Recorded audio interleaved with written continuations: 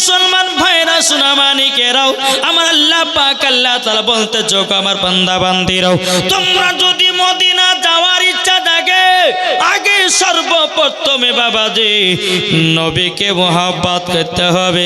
যার দিলেতে নবীর মহব্বত থাকবে আল্লাহ পাক আল্লাহ তাআলা বলতেছেন তারাই জান্নাতি জান্নাতি হয়ে যাবে।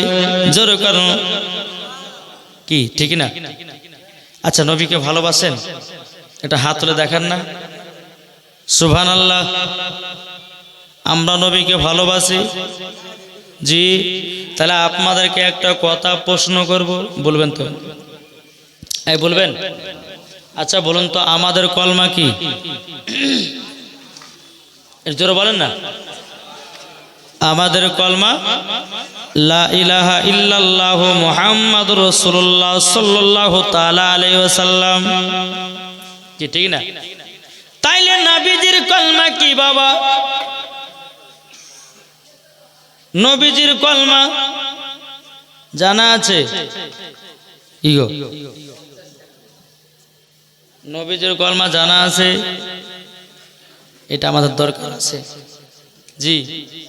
জানতে হবে, শিখতে হবে। শুধু মসজিদে গিয়ে ঠকাঠক সিজদা মারলে নামাজ পড়া বলা যায় না।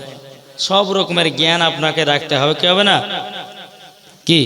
তাহলে নবীজির কলমা কি গো? নবীজির কলমা তাহলে কি? যা বাবা এটা বলেন না, যে কোনো একটা বলেন, না হলে পরে আমি সেটা বলবো।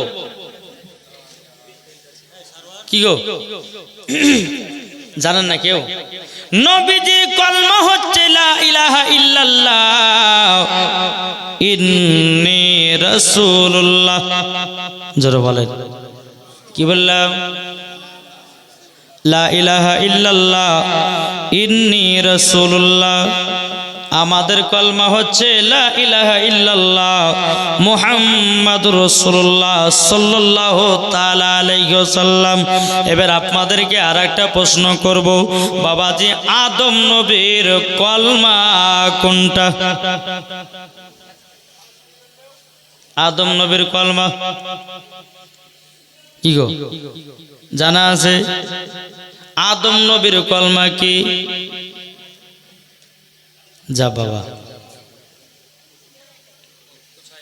আদম নবীর কলমা হলো লা ইলাহা ইল্লাল্লাহ মুহাম্মাদুর রাসূলুল্লাহ সাল্লাল্লাহু তাআলা আলাইহি ওয়াসাল্লাম। আদম নবীর উম্মতের কলমা হচ্ছে লা ইলাহা ইল্লাল্লাহ আদম সফিউল্লাহ। জোরে বলেন। একটু মন দিয়ে শুনুন বাবা জি। এই ওয়াজ একটু যদি ব্রেনটা যদি খাটান তো ঈমান আরো তাজা হবে। জোরে বলেন। আমরা কোন নবীর উম্মত? চল বাবা যে মুসলমান ভাইরাও, এ সুনামানিকেরাও, আদম নবীর কলমা হচ্ছে লা ইলাহা ইল্লাল্লাহ মুহাম্মাদুর রাসূলুল্লাহ সাল্লাল্লাহু তাআলা আলাইহি সাল্লাম। আদম নবীর উম্মতের কলমা হচ্ছে লা ইলাহা ইল্লাল্লাহ আদম সফিউল্লাহ। মুসা নবীর কলমা হলো লা ইলাহা ইল্লাল্লাহ মুহাম্মাদুর রাসূলুল্লাহ সাল্লাল্লাহু তাআলা আলাইহি সাল্লাম। আদম নবীর উম্মতের কলমা হচ্ছে লা ইলাহা ইল্লাল্লাহ মুসা কালিমুল্লাহ। ইব্রাহিম খলিলুল্লাহর কলমা হচ্ছে লা ইলাহা ইল্লাল্লাহ মুহাম্মাদুর রাসূলুল্লাহ সাল্লাল্লাহু তাআলা আলাইহি সাল্লাম।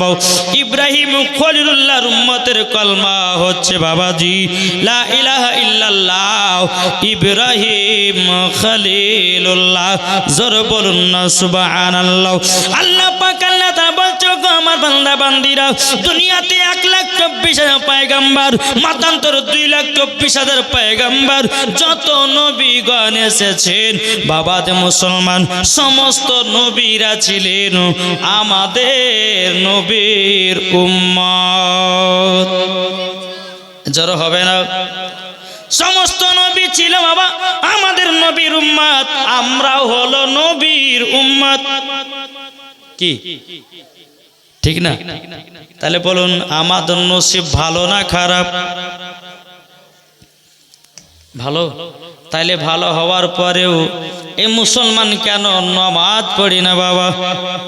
রোজা কেন করি না বাবাজি? 5 ওয়াক্ত নামাজ কেন পড়ি না? কেন সুদ খেলাম? কেন বাবা জিয়া করলাম?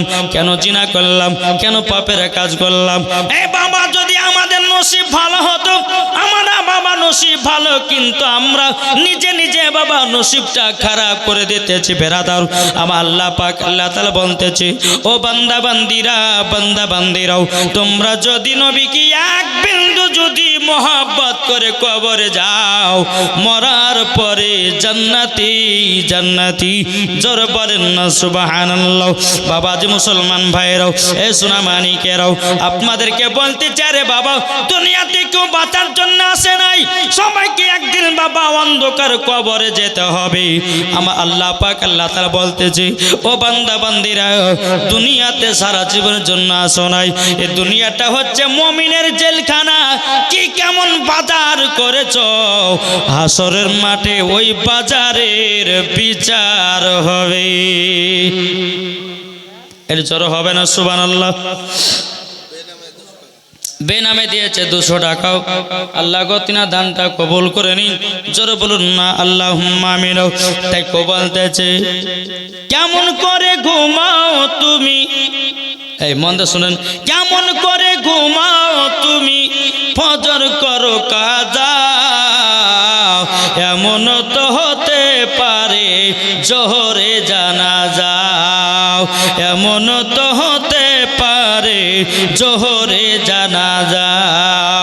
কেমন করে ঘুমাও তুমি, কেমন করে ঘুমাও তুমি, ফরজ করো কাজা, এমন তো হতে পারে জোহরে জানাজা, এমন তো হতে পারে জোহরে জানাজা। মুসলিম হয়ে জন্ম নিলে করোনা নামাজ রোজা, তোমায় একদিন যেতে হবে ভাই কবরেতে দাও। তোমার যেদিন মরণ হবে আসবে সবাই দেখিতে, এমন তো হতে পারে জোহরে জানাজা। ও ভাই সোনা মানিক, জোহরে ফজর নামাজ কাজা করলেন, জোহরে আপনার জানাজা হতে পারে কি ঠিক না? মরণে কোনো গ্যারান্টি নাই বাবা। এই জালসা শেষ করে আপনি বাড়ি যাবেন, বাড়ি যেতে যেতে রাস্তাতে মারা গেলেন, রাস্তাতে কি দেন,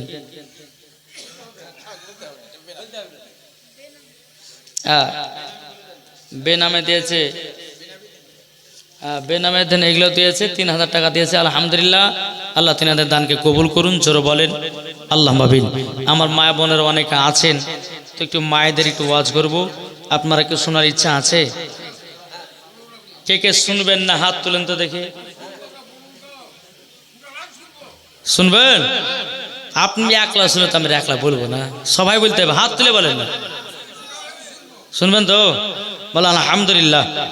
একবার মদিনা থেকে দিলটি লাগে ঝুমঝুম আজ দুরূদ শরীফ পাঠ করুন। আল্লাহুম্মা সাল্লি আলা সাইয়্যিদিনা মাওলানা মুহাম্মদ ওয়া আলা আলি সাইয়্যিদিনা মাওলানা মুহাম্মদ সাল্লাল্লাহু তাআলা আলাইহি সাল্লাম। বাবাজি মুসলমান ভাইরাও, আমি পবিত্র কোরআন থেকে বাবাজি আয়াতে কারিমা তেলাওয়াত করেছি। বেরাদুল ইসলাম মুআদ্দাস সামানিকেরাও, এ সোনা মানিকেরাও, আল্লাহ পাক আল্লাহ তাআলা বলতেছে, আন-নাবিয়্যু আওলা বিল মুমিনিনা মিন আনফুসিহিম। আল্লাহ পাক আল্লাহ তাআলা বলছে, প্রত্যেকটা মুমিনের আত্মার চাইতে আমার নবীজি নিকটে আছে। যারা বলেন, আমার আল্লাহ বলতেছেন, প্রত্যেকটা মুমিনের আত্মার চাইতে আমার নবীজি নিকটে আছে। যারা বলেন, এত আদায় দিলে তো হবে। সুবহানাল্লাহ। একজন দিয়েছে 1000 টাকা, আর একজন দিয়েছে 100 টাকাও। আল্লাহ গতিনা দানটা কবুল করুন। জোর করেন না আল্লাহুম্মা আমিন। এ বাবা যে মুসলমান ভাইরাও, ওগো আমার সোনা মানিকেরাও, তাইলে কেন বোঝা গেল নবী যদি প্রত্যেকটা মুমিনের আত্মার চাইতে যদি নিকটে থাকে রে বাবাও, তাইলে বলুন আমার নবী জিন্দা না মুর্দা? এর জোরে বলেন না। জিন্দাও। তাই বাবাদের মুসলমান ভাইরাও, আল্লাহ পাক আল্লাহ তাআলা বলতে চোখ আমার বান্দা বান্দিরাও নবীর প্রতি দুরূদ পড়বে, নবী আমার শুনতে পায়, নবীর প্রতি সালাম পড়বে, নবী আমার শুনতে পায়, নবীর প্রতি ক্যাম করবি, নবী আমার বাবা শুনতে পায়, মিলাদ করবেন তবুও নবী শুনতে পায়। এটাই বাবা ফারিস্তাদের আকীদা, এটাই বাবা তাবেঈনদের আকীদা, এটাই বাবা সাহাবাদের আকীদা, এটা বাবা ওলিদের আকীদা, এটাও বাবা সুন্নিদেরও আকীদা। জোরে বলুন না সুবহানাল্লাহ। বেরাদর ইসলাম মুআদ্দাস সামানি কিরাম, তা আপনাদেরকে বলতে চাই রে বাবা, কার কখন মরণের টাইম হবে কে বলতে পারবে না। আমার আল্লাহ বলতেছে ও বান্দা বান্দিরা, তোমরা সঠিকভাবে আল্লাহর ইবাদত করো, নবীকে মহব্বত করো, ওলিদেরকে মহব্বত করো, মরার পরে তোমরা জান্নাতি জান্নাতি হয়ে যাওয়া। জোরে বলুন না সুবহানাল্লাহ। ইগো নবীকে মহব্বত করতে হবে না, হবে না? আখতার মিয়া দিয়েছে ৫,০০০ টাকা, নারে তাকবীর নারে রিসালাত। আখতার মিয়া দিয়েছে ৫,০০০ টাকাও। আল্লাহ গো তিনার দানটা কবুল করুন। যে আশাতে যে নিয়তে দিয়েছে ৫,০০০, আল্লাহ গো তিনার দানটা কবুল করুন, তার বাড়িতে রুজি রোজগার বরকত দিন। জোরে বলুন না আল্লাহুম্মা আমিন। এই বাবাজি মুসলমান ভাইরা সোনা মানিকেরা, একটু বোঝার চেষ্টা করবেন বাবা। আমার আল্লাহ বলতে চোখ আমার বান্দা বান্দিরাও, ওগো বান্দা বান্দিরা, নবীকে এক বিন্দু শুধু মহব্বত করে কবরে যাও, আমার আল্লাহ বলতে যে ওই কবরে কোনো আযাব হবে না। কি হবে না? আযাব হবে না। সামাউল মিয়া তিনি দিয়েছে ১,০০০ টাকাও। এখন এখানে রেখে দেন, মানে ঠিক আছে ১০০ বলে দেবেন, হ্যাঁ নামগুলো লিখে রেখেন, ১০০ মতো বলে দেবেন। বাবা যে মুসলমান এ সোনা মানিকেরাও, তা আপনাদেরকে বলতে চাই, আচ্ছা বলুন আমরা নবীকে মহব্বত করি কি করি না বাবা? কি গো মহব্বত করেন না? জি আজ মুসলমানদের পরিস্থিতি দেখছেন কেমন কি হয়েছে।